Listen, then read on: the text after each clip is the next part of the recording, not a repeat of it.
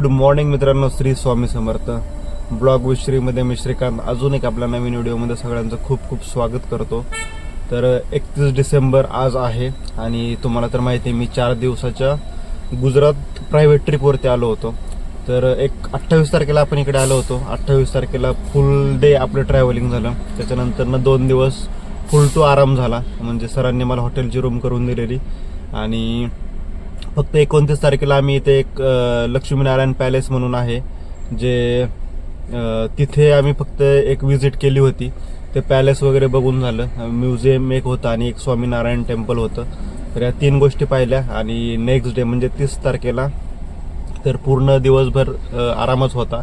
Directly संध्याकाळी त्यांचं लग्नाचं फंक्शन होतं. त्यावेळेस आम्ही फक्त 6:30 वाजता तिकडे गेलेलो. 11 वाजता रिटर्न परत त्यांना हॉटेलला सोडलं आणि मी हॉटेलच्या रूमवरती परत गेलो आराम करण्यासाठी.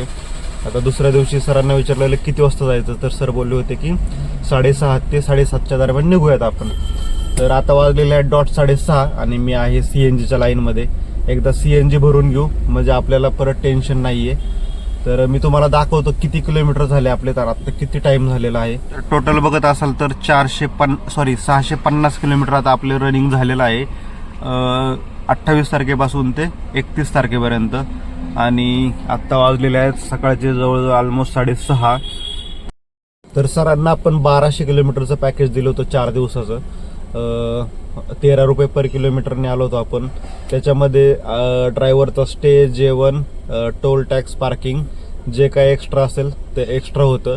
म्हणजे 1200 गुणिले 13 हे आपलं फिक्स अर्निंग होतंच. म्हणजे किलोमीटर जर जास्त झालं तर ते जास्त आणि 1200च्या आतमध्ये झालं तरी पण 1200 किलोमीटर. अशा पद्धतीने ट्रिप मी सरांसोबत कम्युनिकेट करून घेऊन आलो होतो.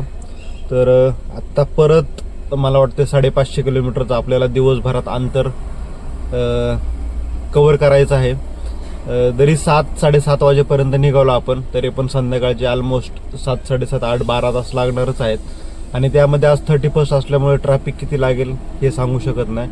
परंतु बघू जेवढं कव्हर करता येईल तेवढं तर कव्हर करूयाच आपण. 12, 13, 14 तास किती पण लागतील त्याचं काय आता टाइम कॅल्क्युलेशन करून काय फायदा नाही, कारण आपल्याला तर पुण्यामध्ये जायचं आहे.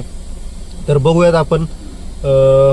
पेट्रोल पण आता आपल्याला रिझर्व लागलेलं आहे, त्याच्यामुळे पेट्रोल 1,000 रुपयाचं वगैरे भरून घेऊयात म्हणजे रस्त्यामध्ये टेन्शन नाही. CNG तर भेटतोयच पण तरी पण पेट्रोल असलेलं कधी पण चांगलं. तर चला, CNGचा नंबर आला, CNG भरू, बघू कशी होते जर्नी. पेट्रोल भरून झालं. गुजरातमध्ये पेट्रोलचा जो रेट आहे तो 94.14 होता. त्याच्यामुळे मी एक 1100 रुपयाचं पेट्रोल भरून घेतलं आता. जे कम्पेअर टू आपलं महाराष्ट्र थोडंसं स्वस्तच आहे. तर सरांचा पण फोन आला होता किती वेळ लागेल म्हणून. तर 2 मिनिटांमध्ये पोहोचला. आता हे सर्कल क्रॉस केले की लगेच त्यांचं पिकअप लोकेशन आहे.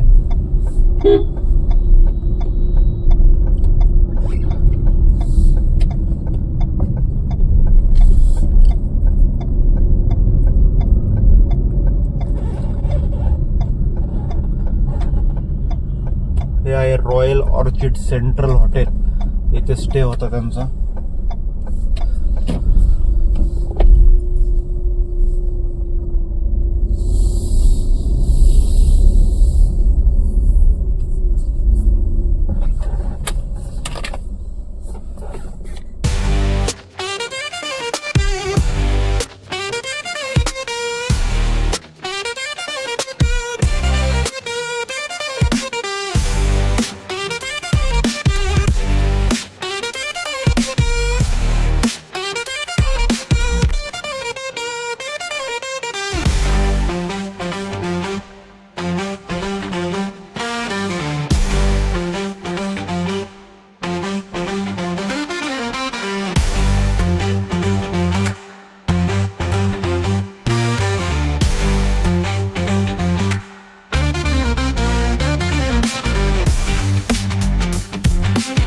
वाजलेत मित्रांनो दुपारचे 12 आणि आपण आहोत वापीमध्ये.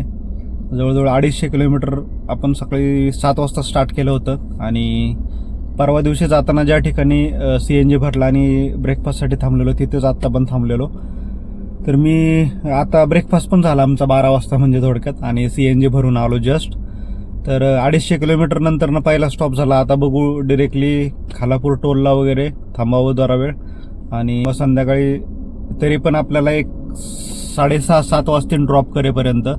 आता ब्रेकफास्ट एकदम फुल झालेला आहे, त्याच्यामुळे आता जेवणाची तर काही इच्छा नाही, आणि दुपारी जर जेवलं तर परत झोप लागल्यासारखं होतं. त्याच्यामुळं अजून आपला जो प्रवास बाकी आहे तो आहे 300 किलोमीटरचा. जवळजवळ मला वाटते 6 तास ते 6.5 तास लागतील.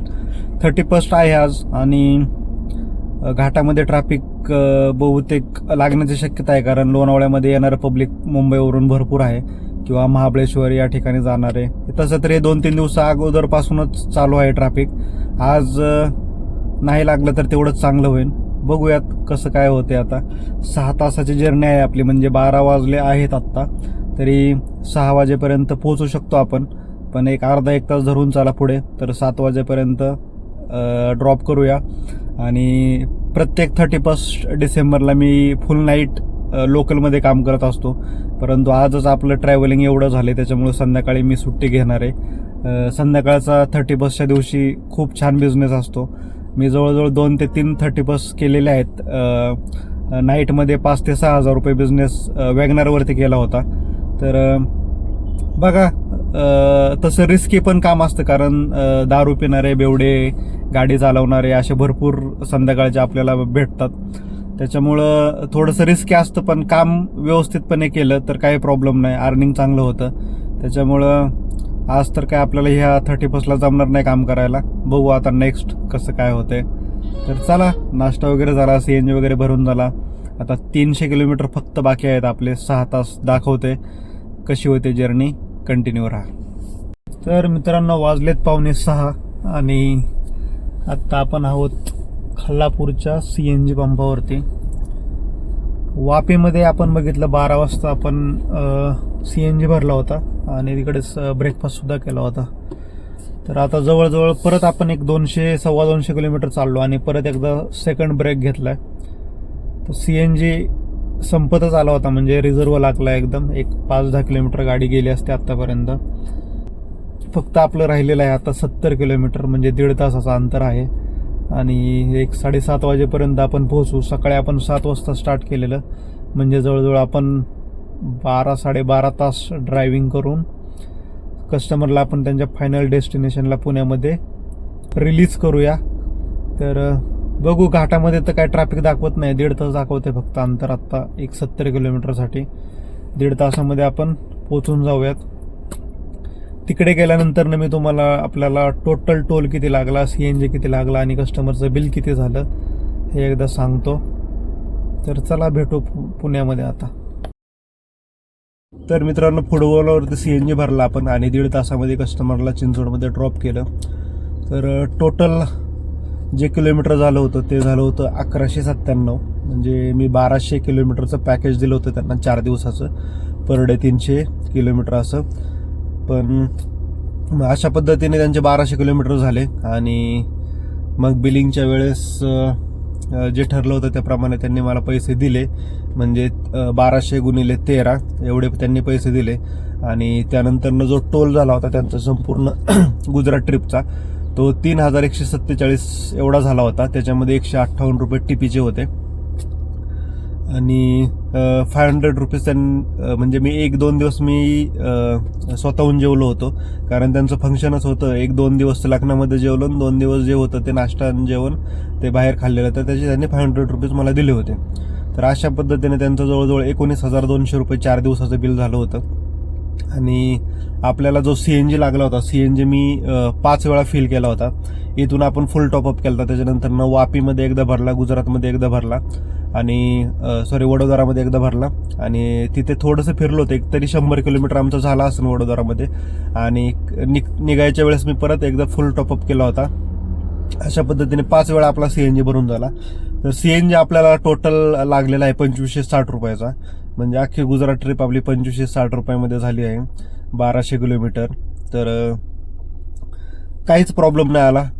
पूर्ण ट्रिप एकदम सेफ गेली. सरांना पण विचारलं ड्रॉप झाल्यानंतर, सर काय अडचण तुम्हाला?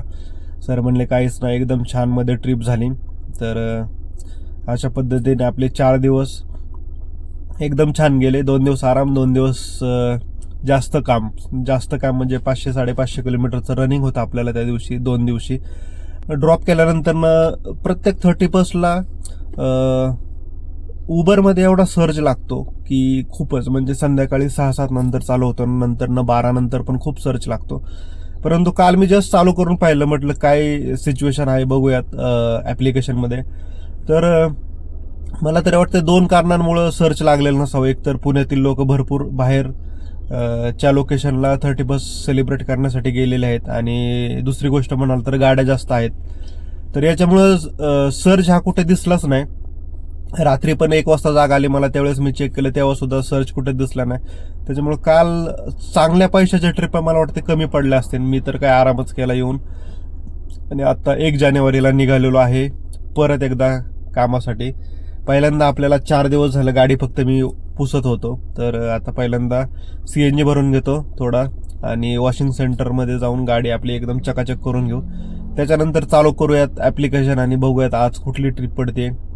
खरं सांगायचं तर आउट ऑफ स्टेट मी पण फर्स्ट टाइमच गेलो होतो, परंतु कुठलीही गोष्ट ज्यावेळेस आपण एक्सपिरियन्स घेत नाही तोपर्यंत दुसऱ्याला सांगू पण शकत नाही, आणि ते सांगण्यात मजा येत नाही. जसं आता मी गुजरात बॉर्डर म्हणजे आपली महाराष्ट्र बॉर्डर क्रॉस करून गुजरातमध्ये गेलो, काय डॉक्युमेंट लागतात, बाहेर काय सिच्युएशन असते, हे सगळं मला 4 दिवसाच्या जर्नीमध्ये समजून आलं. गुजरातमध्ये जरी पोलिसांचा त्रास कसलाच नाही तुम्हाला, जाताना पण नाही, येताना पण नाही. तिथं जर फिराल तुम्ही तिथं सुद्धा नाही आहे, आणि टिपी कसा काढायचा हे सुद्धा कळालं, हे सुद्धा मी तुम्हाला माझ्या अनुभवानुसार सांगितलं. तर अशा पद्धतीने जरी कोणाला ट्रिप आली असेल तर बिंदास जाऊ शकता, काही विषय नाही. टिपी फक्त मेन असतं, तुमच्या गाडीचे डॉक्युमेंट एक क्लिअर असलं ते एक महत्त्वाचं असतं, आणि बस तुमचं थोडंफार माहिती पण होऊन जाते आपल्याला. आता ड्रायव्हिंग क्षेत्रात आहे म्हटल्यावर ह्या गोष्टी तर आपल्यासोबत होतच राहतात. आज आहे 1 जानेवारी 2026. तर हे नवीन वर्ष तुम्हाला व तुमच्या कुटुंबाला सुखाचे, समृद्धीचे, भरभराटीचे जावो.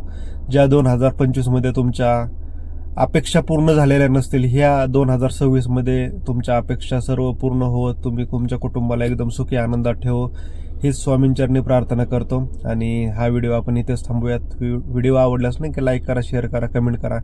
भेटूयात पुन्हा एकदा अशाच एका नवीन व्हिडिओमध्ये. तोपर्यंत बाय बाय, टेक केअर.